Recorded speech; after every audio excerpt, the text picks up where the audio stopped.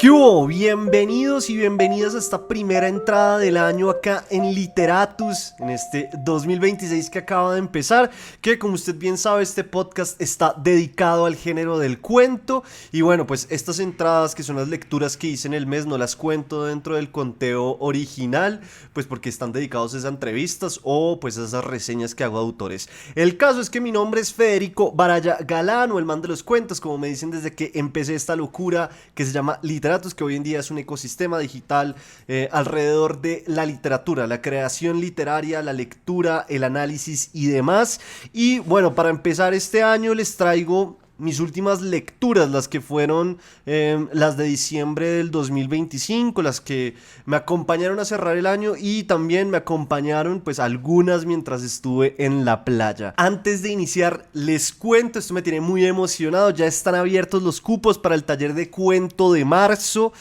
ya se vendieron algunos, el taller empieza el 18 de marzo que es un miércoles o el 21 que es sábado según lo que ustedes quieran o lo que necesiten, porque como siempre va a haber dos opciones. La primera es la de los miércoles, que es en la noche, de 7 a 9 de la noche, y la segunda es los sábados en la mañana, que es de 9 a 11 hora de Colombia. Entonces pues este de los sábados es muy útil, sobre todo para las personas que están en Europa, pues porque si usted está en Europa, más o menos el taller le queda el sábado como a las 2 de la tarde. Entonces este es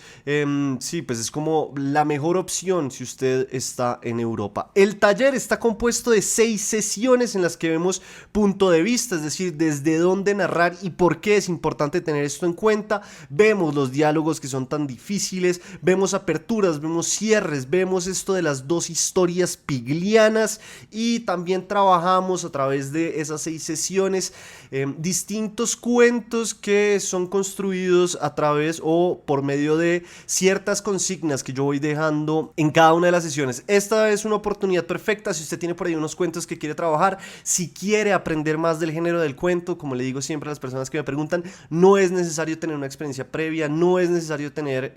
una obra o tener ya algunos cuentos, no importa eso, lo importante es que usted quiera aprender y entender mejor qué es esto del género del cuento. Entonces por eso digo que esta es una oportunidad perfecta y si usted quiere más información escríbame a mi correo que es federico.baraya@gmail.com o a mi Instagram que es federico.baraya y por ahí yo le paso toda la información que necesita, yo respondo muy rápido, entonces simplemente es que me escriban y ahí nos ponemos en contacto. Ahora sí, entremos de lleno a las lecturas del mes de diciembre, que fueron pocas me parece a mí, pero fueron sustanciosas. Fueron 3 lecturas, acá tengo 2, que una es El Desbarrancadero de Fernando Vallejo y la otra es el Open de André Agassi. La tercera es, que en realidad fue la primera, es las clases de escritura o los talleres de escritura de Eve Uhart. En realidad se llama, sí, Taller de Escritura de Eve Uhart. Lo que pasa es que como lo leí en Kindle, pues no lo muestro, pero pues sí, lo leí en Kindle. Y bueno, pues si usted me ha oído y conoce un poco otras reseñas, sabe que a mí me interesa muchísimo esos libros, sobre todo de autores que me gustan, en los que piensan y analizan la escritura creativa de alguna u otra manera. Entonces pues en este caso hace rato yo tenía ganas de leer este libro de Eve Uhart, sobre todo porque el año pasado me leí casi todos sus cuentos, entonces como que la tenía fresca y quería ver también qué decían sus talleres, y también es como en este deseo constante de darle más carne y más valor a los talleres de escritura de Literatus, y pues obviamente aprender de gente muy tesa. Entonces pues me emprendí en la tarea de leer este libro que recoge los talleres de escritura de la autora argentina, como les vengo diciendo. Es un libro muy sencillo, es decir, es fácil de leer, no es como por ejemplo lo que sucede con el que yo les recomendé de George Saunders, que es un libro más pesado, que es un libro que requiere mucho más esfuerzo por parte de uno porque también es más práctico. Este es mucho más sencillo de leer, lo cual no significa que sea mejor o peor, simplemente pues es un acercamiento distinto y el cual encontré muy útil en ciertos aspectos. Uno de esos es cuando habla sobre encontrar las voces de los personajes, de lo cual ya voy a hablar un poco más, y también me resultó interesante la visión de Eve Uhart frente a la escritura como algo que va y viene, y que no toca estar todo el tiempo así como sentado escribiendo o dándose latigazos porque no está escribiendo, sino que ella de muchas maneras plantea que la escritura, pues sí, a la escritura uno se somete de muchas maneras y va a haber muchos momentos en la vida en los que pues sí, no logra escribir y no tiene las maneras de escribir, pero eso no significa que nunca más vaya a escribir, sino que tiene que tomárselo con más calma, que es un poco lo que pensaba Eve Uhart, y eso me resulta a mí interesante porque muchas veces uno ve, sí, que para escribir hay que sentarse a escribir, ¿no? Y que si no le sale nada o si le tiene problema con la página en blanco es porque no tiene las ideas tan claras. Y Eve Uhart dice como, relájese, cuando llegue el momento de escribir, cuando la historia ya esté lista para ser contada, seguramente usted se va a poder sentar y la va a poder contar. Esto no significa entonces que no hay que hacer nada, sino que pues también uno todo el tiempo está escribiendo en el pensamiento de alguna u otra forma, viendo cosas, oyendo personas, leyendo para encontrar también otras formas u otros caminos para después escribir lo que uno tiene que escribir. Otra cosa que me pareció muy tesa y que fue muy curioso porque yo venía preguntándome eso el último mes de diciembre, sobre todo me venía preguntando sobre este tema, y es el uso o la utilidad de los nombres propios en los personajes en la literatura. Es decir, ¿de qué sirve que un personaje se llame Carlos en vez de Roberto? Y claro, pues si uno coge ejemplos, yo que sé, como Gabriel García Márquez, pues los nombres de sus personajes tienen referencias específicas y tienen usos muy específicos y demás, pero eso no siempre sucede en la literatura, y sobre todo cuando yo pienso en el género del cuento, que acá hemos hablado varias veces de que en el cuento todo es necesario, todo tiene una razón de ser y demás, pues ¿qué rol viene a jugar también el nombre de los personajes? Era algo que me venía preguntando últimamente, y sobre todo porque en noviembre, diciembre leí algunos cuentos de Bolaño, sobre todo para el club de lectura de Literatus, y pues Bolaño hace algo que es interesante, y es que sus personajes son las iniciales, ¿no? B, L, D y así, muy al estilo de Kafka también, y no tienen nombres propios, pero pues si uno coge a Juan Rulfo se da cuenta que tiene nombre propio, pues absolutamente todos los personajes de Juan Rulfo. Entonces venía con esa pregunta de para qué y cómo usar y cómo comerse este tema de los nombres propios, y Eve Uhart toca ese tema en este libro. Sobre todo lo que ella dice es que los nombres propios a ella le sirven para tomar un rumbo y para tomar una decisión. Esto es una cita que ella dice, y es: los nombres de los personajes, como los títulos de los libros, son importantes para definirlos. Cuando encontré el nombre es porque tomé el rumbo. Por ejemplo, el título del cuento Linda Iris, de Germán Castro Caicedo, ya dice mucho del personaje que va a tratar. Oiga, bueno, además de eso, el libro toca pues los siguientes temas que les dejo acá y que me parecieron interesantes para sumar también en el taller de Literatus, y que son los siguientes. El primero es que no hay escritor, sino hay personas que escriben, y eso también es interesante porque Eve Uhart dice como nada más cansón que las personas que se denominan a sí mismas escritores. Ella dice como, pues así como usted es escritor, también es mamá, también es papá, también es hermano, y usted no anda por la vida diciéndole a la gente, sí, es que yo soy mamá, es que yo soy papá, sino que uno es muchas cosas, y lo que tenemos son personas que en algún momento dado de la vida escriben, y que eso también a ella le ayudó mucho para quitarse esas presiones de todo el tiempo estar escribiendo. Por momentos ella escribe, entonces es una persona que escribe más que una escritora. Lo segundo es que escribir es una artesanía, es un trabajo como cualquier otro, y como todo trabajo, pues hay que sentarse, hay que meterle cariño, hay que trabajarlo, hay que darle vueltas y hay que darle tiempo para entender qué es lo que mejor funciona, sobre todo cuando hablamos de la literatura. El tercero es, para escribir hay que estar, como decía Chekhov, a media rienda. Y esto es bacano porque lo que piensa Eve Uhart es que cuando ustedes tengan un tema, traten de no escribirlo cuando estén en la cúspide del sentimiento. Entonces, si los acaba de dejar su novio, su novia, su pareja, lo que fuere, pues lo que dice Eve Uhart es, lo mejor es darle tiempo a que ese sentimiento tan poderoso baje, y una vez haya bajado, ahí sí sentarse a escribir, como dice Chekhov, a media rienda, teniendo y siendo el que uno domina el tema y las emociones, y no las emociones a uno. Eso es lo que ella recomienda, porque dice que cuando uno está en la cúspide del sentimiento, lo que hace de muchas formas es, sí, como deformar la historia o llevarla tal vez a lugares donde no se permite la observación bien de lo que sucedió, y poder convertirlo en arte y contarlo de una manera que simplemente no sea, sí, la entrada de un diario de ese sentimiento y esa rabia o esa felicidad que se siente en ese momento específico. El cuarto es que la literatura está hecha de detalles y este es muy bonito, sobre todo cuando uno está empezando o quiere empezar a entender cómo es la escritura,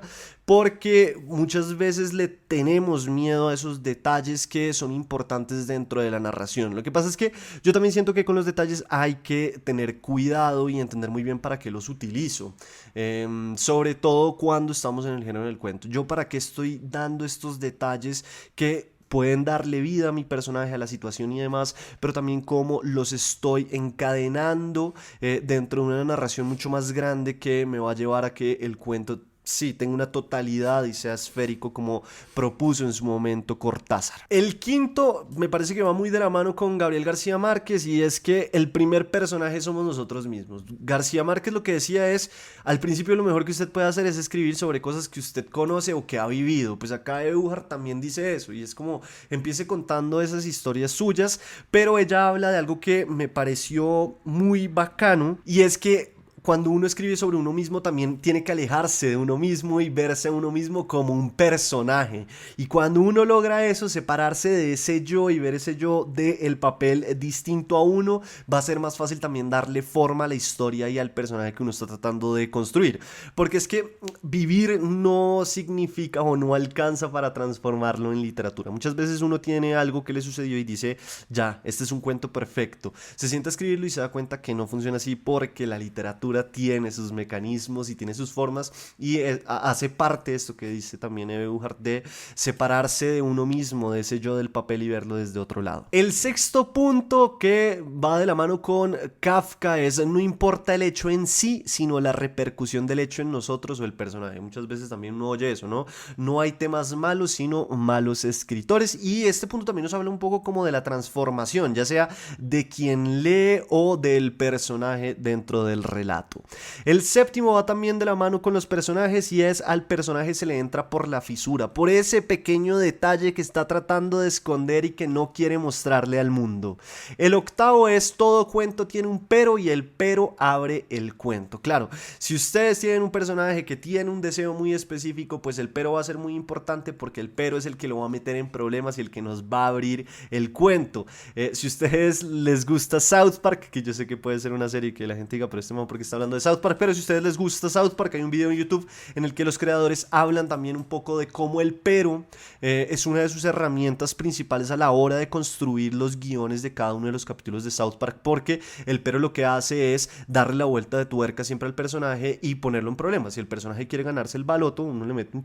pero no quiere salir de la casa. Entonces, ¿cómo me gano la lotería si no quiero salir de mi casa? Bueno, por internet, pero ese día preciso no hay internet. Y así ese pero va llevando cada vez más lejos la historia y también va dándole más forma a lo que queremos contar. El noveno punto es que hay que saber observar y escuchar cómo habla la gente. Este me encantó del libro de Eberhard. Yo ya sabía un poco sobre esta teoría de Eberhard, sobre todo porque es que a ella le gusta mucho cómo hablan las personas en Paraguay, sí, a ella le gusta mucho el color, el tono, las palabras que eligen las personas al hablar en Paraguay, y ella dice que los mejores diálogos y la vida de los personajes, el color, el tono de cómo hablan los personajes, vienen es de eso, de la buena observación y de la buena escucha, de sentarse y oír cómo hablan las personas, qué dicen, cómo lo dicen, qué expresiones utilizan, y por eso los buenos diálogos también salen de ahí, porque es que los diálogos o las formas en que estas personas hablan también esconden mucha de la riqueza cultural que hay en donde estén o en donde estemos en ese momento. Pues en el caso de Eberhard, que ella siempre habla de Paraguay, pues puede ser Paraguay. Y el décimo punto y último es la verdad se arma en el diálogo. El diálogo es muy importante dentro del género del cuento, dentro de la literatura en general, y hay que aprender a utilizarlo. Hay que saber también para qué se utiliza, qué funciones tiene, y una muy buena funcionalidad que puede tener el diálogo es también cargándolo de importancia, que cada vez que los personajes hablen, que cada vez que hay un diálogo es porque ahí hay algo muy importante, una verdad muy importante dentro del cuento. Y el último ahora sí es el adjetivo cierra, la metáfora abre. Y claro, ¿esto qué nos dice? Pues si yo digo, la mujer está triste, pues ya, la mujer está triste. Pero si yo digo esto con una metáfora, muestro la tristeza de esta mujer a través de una metáfora, estoy abriendo la narración en vez de simplemente cerrarla. ¿Por qué? Porque es que cuando yo digo la mujer está triste, ¿qué significa eso? Yo como lector, ¿qué entiendo? Simplemente puedo ver lo que me está diciendo la narración y es que está triste, pero no estoy viendo nada más. No estoy entendiendo a profundidad esa tristeza. ¿Qué tipo de tristeza tiene esta mujer? ¿Es una tristeza porque le hace falta a alguien? ¿Es una tristeza porque perdió el bus? ¿Es una tristeza porque no tiene trabajo? ¿Qué tipo de tristeza tiene esta mujer en este ejemplo tan malo que les puse? Pero pues por eso Eve Buchart dice, el adjetivo cierra mientras que la metáfora abre. Bueno, eso fue el primer libro que leí. Empezamos bien con las lecturas de diciembre, pero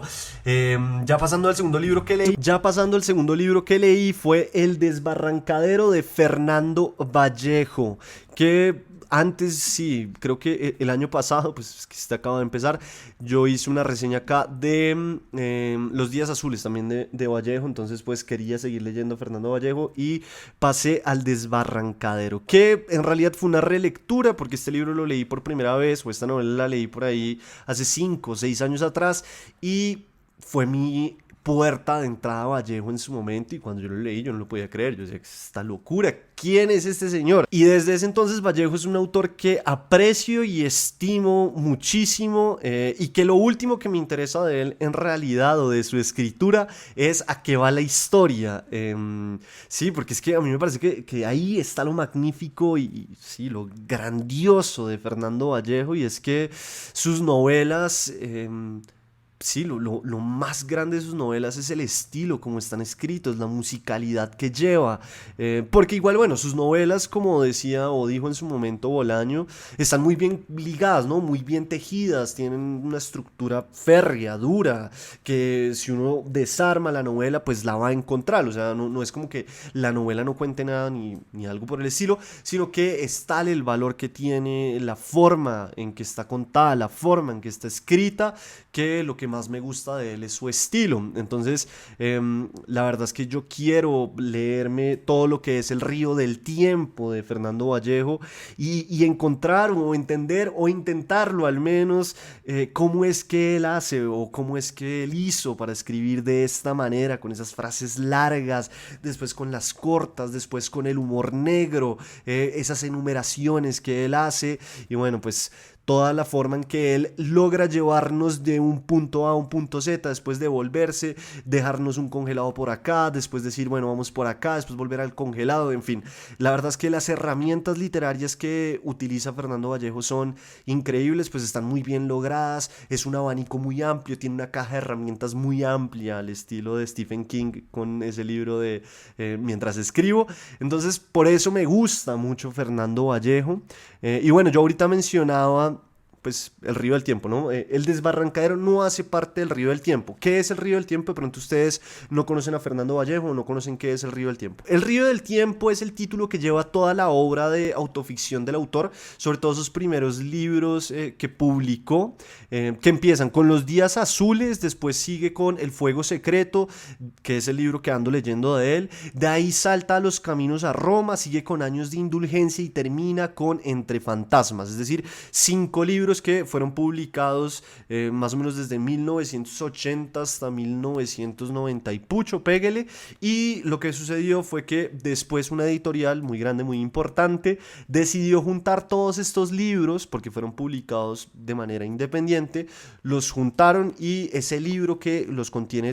todas estas novelas se llama El Río del Tiempo. Yo estoy entonces leyéndome cada uno de esos libros, pues acá leí El Desbarrancadero, pero no hace parte del Río del Tiempo, pero la idea es leerme todos estos libros que hacen parte del Río del Tiempo, sobre todo porque me interesa, lo que les digo, entender y conocer mejor cómo es que hizo o cómo es que hace Fernando Vallejo para escribir de la manera en la que lo hace, porque nada, es una locura, es una metralleta, el tipo lo coge a uno y no lo suelta, lo coge la solapa y lo lleva para aquí, para allá, lo zarandea por todos lados y uno aprende muchísimo, la verdad, de narración con Fernando Vallejo, entonces más que recomendado. Entonces espero este año leerlo si la vida y el tiempo me lo permite. Oiga, y el último el tercer y último libro que me leí en el 2025 y en diciembre